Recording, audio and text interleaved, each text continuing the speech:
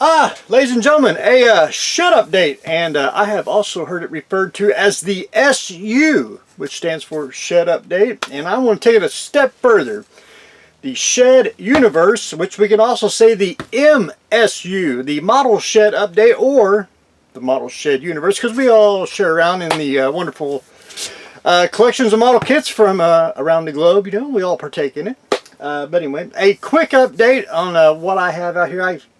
We had nice weather. I've been trying to put up, and I do have older kits coming and got some newer kits coming, but for right now we'll talk about some of the newer stuff. One, a lot of y'all know the company called 57.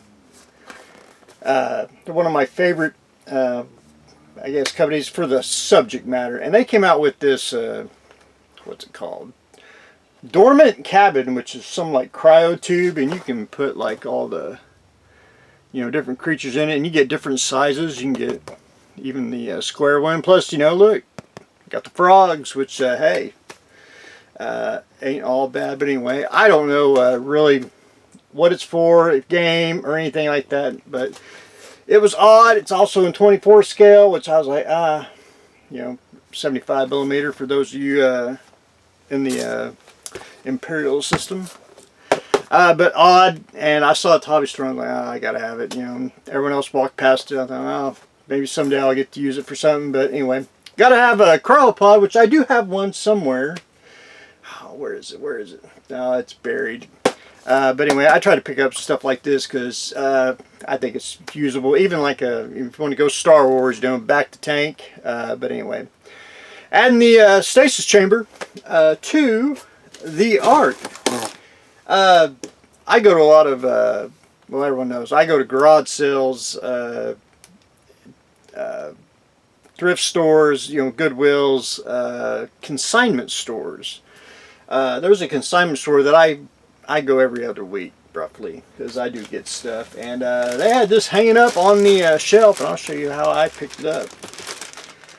Basically 3 Gundams in a sack. And I thought, hey. And one thing about this kit, or these 3 kits, they were Christmas gifts, because you always have evidence when it's leave the Christmas wrapping on there. But anyway, that's the Target exclusive American type Gundam, which if I keep this one, I'll have maybe 3, maybe 4 of them. But anyway, it's just one of those. I like it. So the other ones they're kits, but they're, I want to say, action figure kits. If you can see it, if I don't take it out of the bag.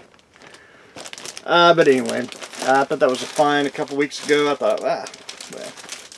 And the Gundam section here in the Ark is getting overwhelmed. I never thought it'd ever exceed a certain level. I've never had that many, I'm going to say, Japanese kits. When I say that, I mean the big science fiction robots. I never thought I'd acquire that many, and I have. So again, we're adding more Gundam to the Ark.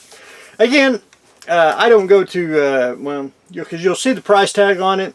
I didn't go to a craft store to get it. I actually went to another consignment store, which this consignment store, I like to visit the lovely ladies that work there, and I go every week because I always usually get something. And they had these 2 here, the Raptor and the T-Rex from Jurassic World. These are basically not banks, but paint your own. And I like stuff like this, and I add these to the Ark because they're not new. If you'll follow me here, it's a I want to say maybe late 60s, definitely in the 70s and 80s. They had this type of stuff, especially in the model building world.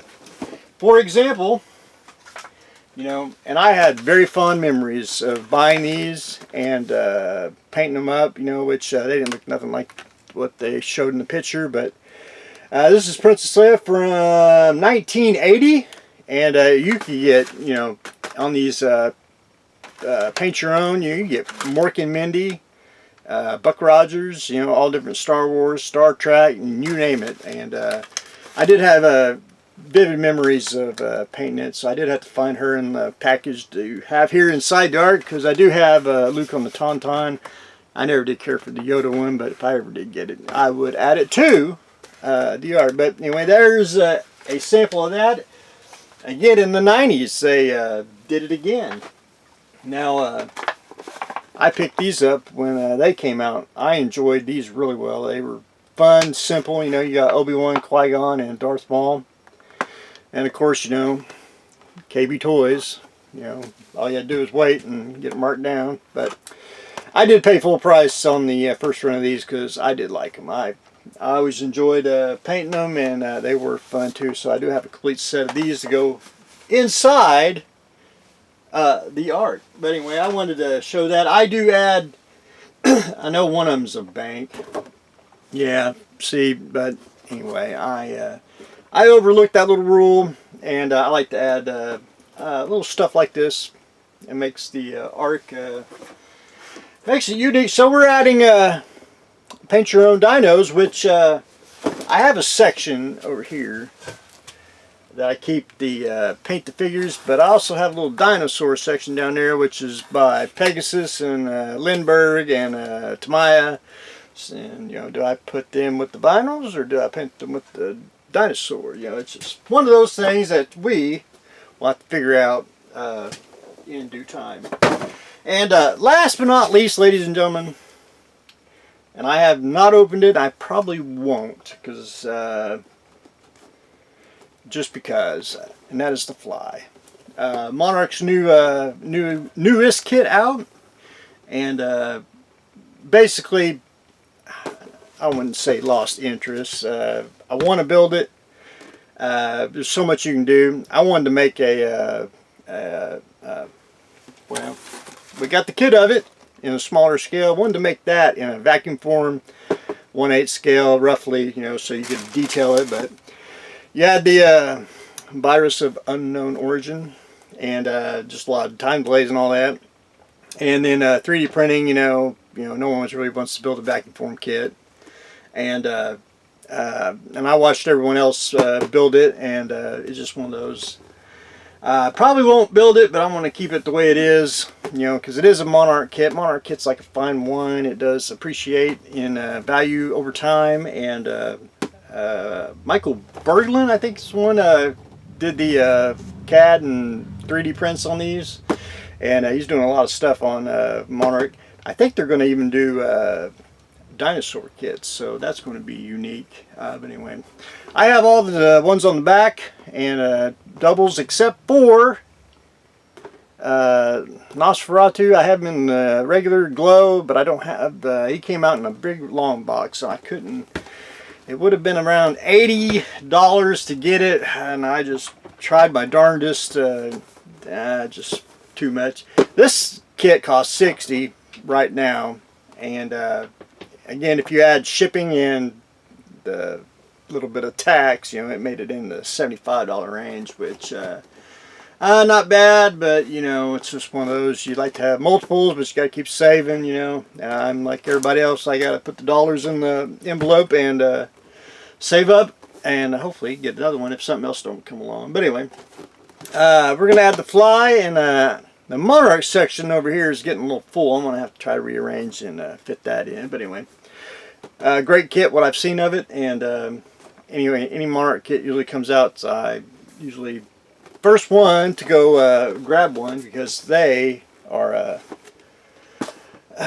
I say a high value kit. But anyway, ladies and gentlemen, that's what I got going on today. We are adding the Fly, we are adding more Gundam, and of course, you know, we are adding paint your own vinyls, and hopefully plus I got to come out here and do a couple measurements, because we'll probably do another, if you can see back there, another book nook. That's what I'm planning on doing. But anyway, that's what I got going on today. Stay tuned for next exciting episode.